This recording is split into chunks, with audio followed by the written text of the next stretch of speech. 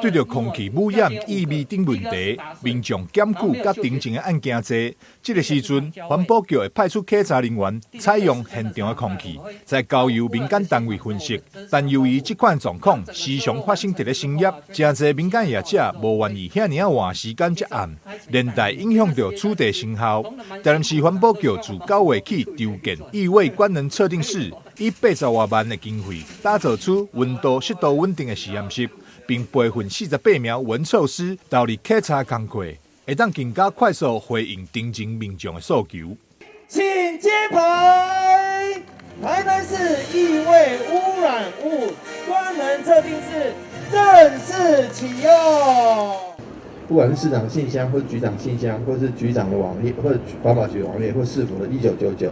每次有味道的时候，大家都是这个市民都非常敏感，尤其台南县市合并之后，过去台南县就是农业大县，很多畜牧废弃物啊，或者像最近的抗争，什么给赛啦，那个民众都有很大的一个意见，所以我们必须要及时，甚至要超前的反映这个问题，在问题没有变成失控，或者是变成很严重之前，我们就应该要开始去处理它，所以说，我们很感谢环保局谢局长在财政不是很宽裕的情况下来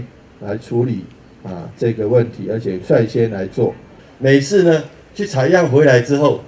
那我们要去送验，送验呢如果是白天，也许马上可以送验；如果晚上的话，送验要委托人家，就那个程序就变得很冗长。因此呢，我就一个发想，就想说，我们为什么不自己做？所以呢，在自己做呢，前提上要有人、要有设备、要有空间。3个月的时间培训了48位的闻臭师，希望呢这些闻臭师呢能够